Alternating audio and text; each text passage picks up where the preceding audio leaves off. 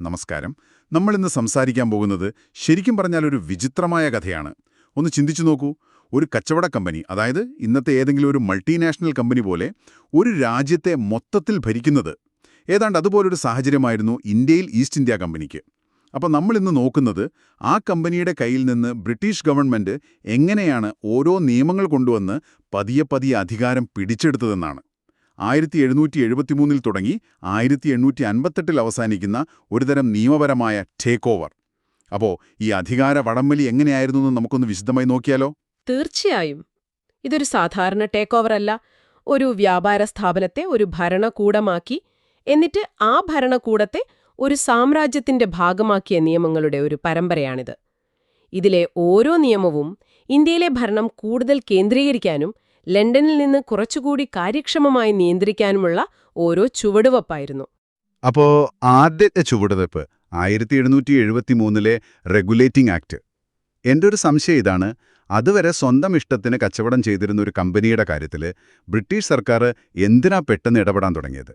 Company വല്ല സാമ്പത്തിക പ്രതിസന്ധിയിലും പെട്ടോ, അതോ അവർ ഒരുപാട് ശക്തരായപ്പോൾ ഗവൺമെന്റിനൊരു പേടി തോന്നിയോ? രണ്ടും ശരിയാണ്.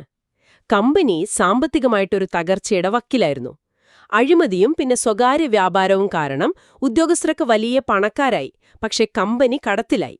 അതേസമയം കമ്പനി ഒരു സൈന്യത്തെ വരെ നിയന്ത്രിക്കുന്ന വലിയൊരു രാഷ്ട്രീയ ശക്തിയായി മാറിക്കഴിഞ്ഞിരുന്നു. അപ്പോൾ ബ്രിട്ടീഷ് സർക്കാരിന് ഇടപെടേണ്ടി വന്നു. അങ്ങനെയാണ് അവരാദ്യമായിട്ട് കമ്പനിയുടെ പ്രവർത്തനങ്ങൾക്ക് ഒരു കടിഞ്ഞാണിടാൻ തീരുമാനിക്കുന്നത്. ഈ നിയമത്തിലാണല്ലോ ബംഗാളിലെ ഗവർണറെ ഗവർണർ ജനറൽ ഓഫ് ബംഗാളാക്കി മാറ്റുന്നത്. ലോർഡ് വാറൻ ഹേസ്റ്റിംഗ്സ് ആയിരുന്നു ആദ്യത്തെ ആൾ. അതോടൊപ്പം ബോംബെയും മദ്രാസും ബംഗാളിന് കീഴിലാക്കി. ഇതൊരു തരം അധികാര കേന്ദ്രീകരണത്തിന്റെ തുടക്കമായിരുന്നോ? കൃത്യമായി പറഞ്ഞാൽ അതെ. അതുവരെ ഈ 3 പ്രവിശ്യകളും ഒരു 3 സ്വതന്ത്ര ശക്തികളെ പോലെ ആയിരുന്നു. ഈ നിയമം വന്നതോടെ കൽക്കട്ട ഒരു സൂപ്പർ പവർ സെന്ററായി മാറി. ഇതിലേറ്റവും രസകരമായ മറ്റൊരു കാര്യം, കമ്പനി ഉദ്യോഗസ്ഥർ നാട്ടുകാരിൽ നിന്ന് സമ്മാനങ്ങളോ കൈക്കൂലിയോ വാങ്ങുന്നത് കർശനമായിട്ട് നിരോധിച്ചു എന്നതാണ്. ഒരു നിമിഷം, ഈ നിയമം കൈക്കൂലി നിരോധിച്ചു എന്ന് പറയുന്നു. പക്ഷെ ഇതൊക്കെ വെറും കടലാസിൽ ഒതുങ്ങിയിട്ടുണ്ടാവില്ലേ? ഇത്രയും ദൂരെയുള്ള ഇന്ത്യയിൽ ഒരു ഉദ്യോഗസ്ഥൻ രഹസ്യമായി കൈക്കൂലി വാങ്ങിയാൽ ലണ്ടനിൽ ഇരിക്കുന്നവർ എങ്ങനെ അറിയാനാണ്? ഇത് പ്രായോഗികമായിരുന്നോ? വളരെ നല്ല ചോദ്യമാണ്. ഇത് പൂർണ്ണമായും പ്രായോഗികമായിരുന്നു എന്ന് നമുക്ക് പറയാൻ പറ്റില്ല. പക്ഷേ നിയമപരമായി അതൊരു കുറ്റമാക്കി മാറ്റിയെന്നുള്ളത് ഒരു വലിയ മാറ്റമായിരുന്നു. കമ്പനിയിലെ അഴിമതിക്ക് ഒരു ഔദ്യോഗികമായ തടയിടാനുള്ള ആദ്യത്തെ ശ്രമം. അതോടൊപ്പം ഈ നിയമം വഴി കൽക്കട്ടയിൽ ഒരു സുപ്രീം കോടതിയും നിലവിൽ വന്നു. പക്ഷേ അവിടെയാണ് അടുത്ത പ്രശ്നം തുടങ്ങിയത്. അതെന്തായിരുന്നു? പുതിയ കോടതിയും ഗവർണർ ജനറലും തമ്മിൽ അധികാരത്തെ ചൊല്ലി എന്തെങ്കിലും ഒരു തർക്കമുണ്ടായോ? അതുതന്നെ. ഗവർണർ ജനറലിന്റെ ഭരണപരമായ തീരുമാനങ്ങളിൽ കോടതിക്ക് എത്രത്തോളം ഇടപെടാമെന്നതിനെക്കുറിച്ച് വലിയൊരു ആശയക്കുഴപ്പമുണ്ടായി. ഒരു വശത്ത് ഭരണതലവൻ, മറുവശത്ത് നീതിന്യായ വ്യവസ്ഥ. ഇവർ തമ്മിലൊരു അധികാര വടംവലി തുടങ്ങി. അപ്പോ ആ വടംവലി പരിഹരിക്കാനാണോ 1781 അമെൻഡിംഗ് ആക്ട് വരുന്നത്? കാരണം ആ നിയമം ഗവർണർ ജനറലിനെയും കൗൺസിലിനെയും അവരുടെ ഔദ്യോഗിക ജോലികളുടെ പേരിൽ കോടതിയുടെ അധികാരപരിധിയിൽ നിന്ന് ഒഴിവാക്കിയെന്ന് പറയുന്നുണ്ടല്ലോ.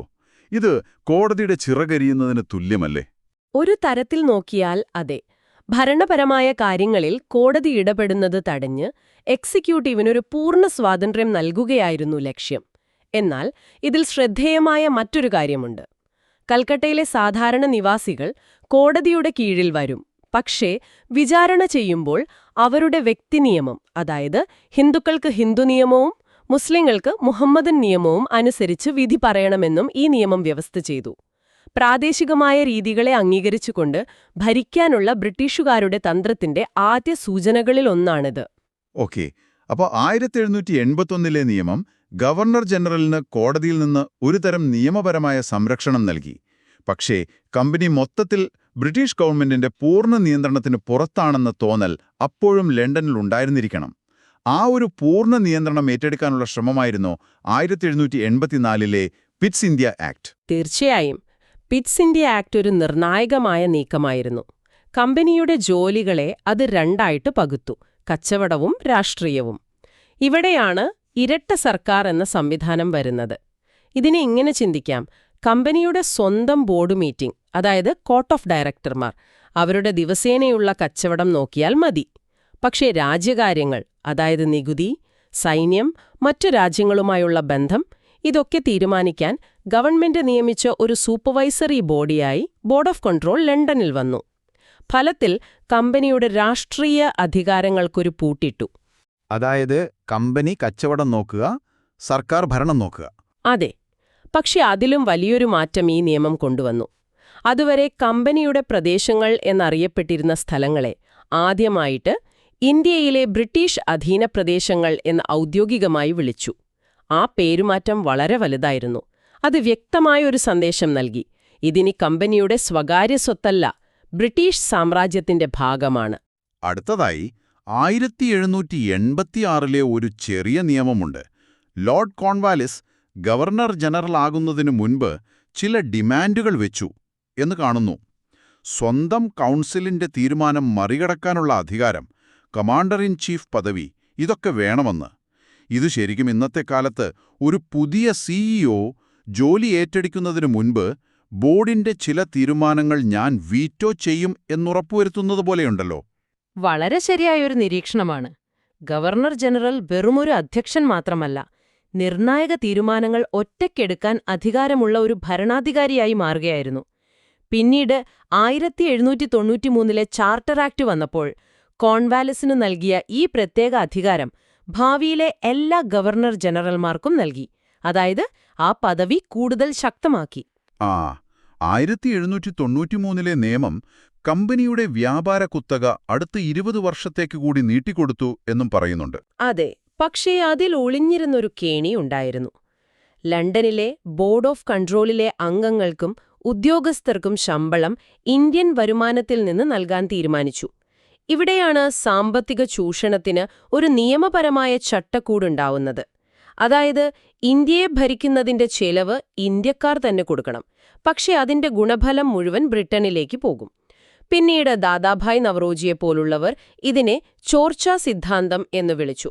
ആ സിദ്ധാന്തത്തിന്റെ നിയമപരമായൊരു തുടക്കം നമുക്കിവിടെ കാണാം. അതൊരു സമർത്ഥമായ നീക്കം തന്നെ. അങ്ങനെ 20 വർഷം കഴിഞ്ഞു. 1813 ചാർട്ടർ ആക്ട് എത്തി.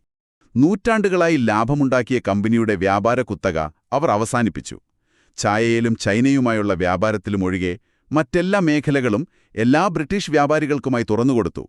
സ്വന്തം സ്വർണ്ണമുട്ടയിടുന്ന താറാവിനെ എന്തിനായിരുന്നു അവർക്ക് കൊല്ലേണ്ടി വന്നത്? പുതിയ കമ്പോളങ്ങൾ ആവശ്യമായിരുന്നു. കമ്പനിയുടെ കുത്തക കാരണം മറ്റു ബ്രിട്ടീഷ് വ്യാപാരികൾക്ക് ഇന്ത്യയിലേക്ക് വരാൻ കഴിഞ്ഞിരുന്നില്ല. അവരുടെ സമ്മർദ്ദം കാരണമാണ് ഇന്ത്യയെ ഒരു തുറന്ന കമ്പോളമാക്കിയത്. അതോടൊപ്പം ക്രിസ്ത്യൻ മിഷണറിമാർക്ക് ഇന്ത്യയിലേക്ക് വരാനും പാശ്ചാത്യ വിദ്യാഭ്യാസം പ്രചരിപ്പിക്കാനും ഈ നിയമം അനുവാദം നൽകി.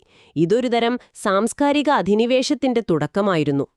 നിങ്ങൾ ശ്രദ്ധിച്ചോ, ഓരോ 20 വർഷം കൂടുമ്പോഴും ഒരു പുതിയ നിയമം വരുന്നു. ഇന്നത്തെ കാലത്ത് ചിന്തിക്കാൻ പറ്റുമോ?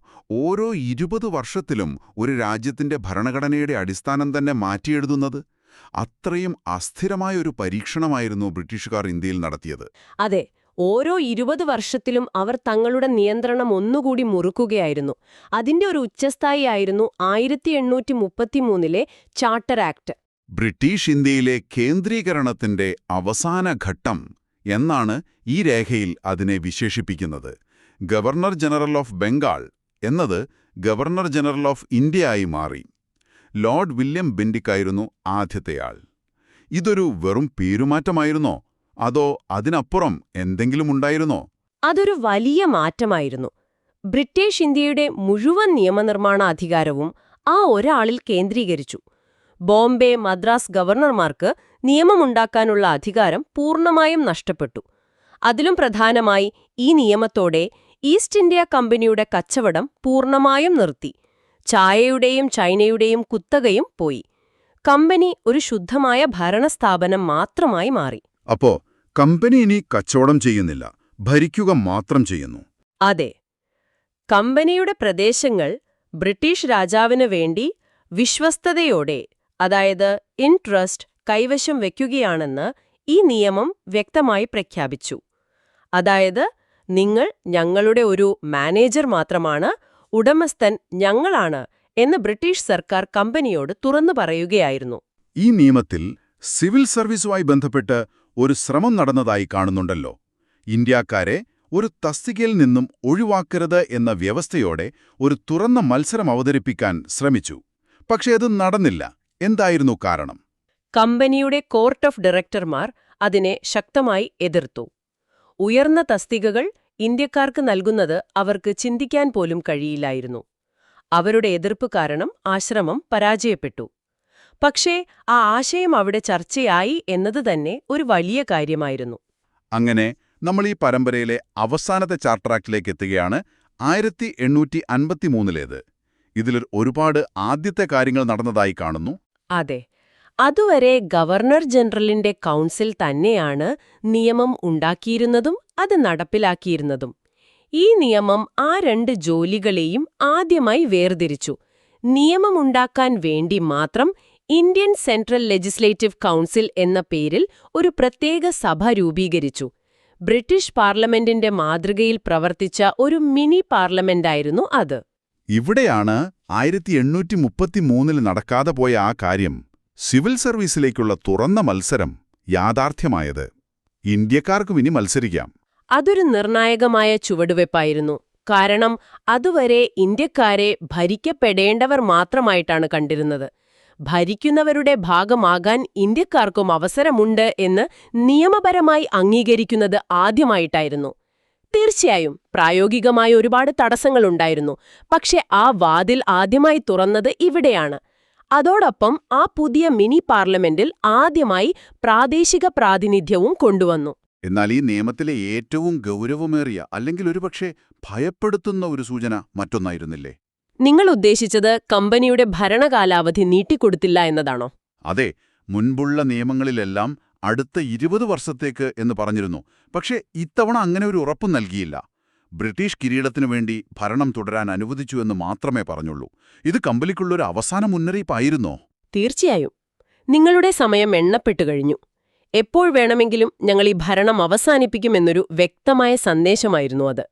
കമ്പനിയുടെ അന്ത്യം കുറിക്കാനുള്ള എല്ലാ നിയമപരമായ പശ്ചാത്തലവും അതോടെ ഒരുങ്ങി. അപ്പോൾ 1773 മുതൽ 1853 വരെയുള്ള ഈ 80 വർഷത്തെ യാത്ര നോക്കുമ്പോൾ ഇതൊരു നിയമപരിഷ്കാരം എന്നതിലുപരി ഒരു വ്യാപാര ഭീമനെ ഒരു സർക്കാർ പടിപടിയായി വിഴുങ്ങുന്നതിന്റെ കഥയാണ്. ഓരോ നിയമവും ആ പ്രക്രിയയിലെ ഓരോ പടിയായിരുന്നു. വളരെ ശരിയാണ്. നമ്മൾ കണ്ടത് ഇന്ത്യയിലെ ഭരണ സംവിധാനത്തിന്റെ പൂർണ്ണമായ ഒരു രൂപമാറ്റമാണ്. കച്ചവടത്തിൽ നിന്ന് ഭരണത്തിലേക്ക്, ചിതറിയ അധികാര കേന്ദ്രങ്ങളിൽ നിന്ന് കൽക്കട്ടയിലും പിന്നീട് ഇന്ത്യ മുഴുവനും അധികാരമുള്ള ഒരൊറ്റ കേന്ദ്രത്തിലേക്ക്, ഒടുവിൽ കമ്പനിയിൽ നിന്ന് ബ്രിട്ടീഷ് സാമ്രാജ്യത്തിലേക്ക്. ഓരോ നിയമവും ഈ മാറ്റം ഉറപ്പുവരുത്തുകയായിരുന്നു. നിങ്ങൾക്കിനി ചിന്തിക്കാൻ ഒരു കാര്യം കൂടി തരാം. 1853 നിയമം കമ്പനിയുടെ ഭരണം എപ്പോൾ വേണമെങ്കിലും അവസാനിപ്പിക്കാമെന്നൊരു സൂചന നൽകി. ഇന്ത്യയിൽ ഒരു മിനി പാർലമെന്റ് സ്ഥാപിച്ചു. സിവിൽ സർവീസ് ഇന്ത്യക്കാർക്ക് തുറന്നുകൊടുത്തു.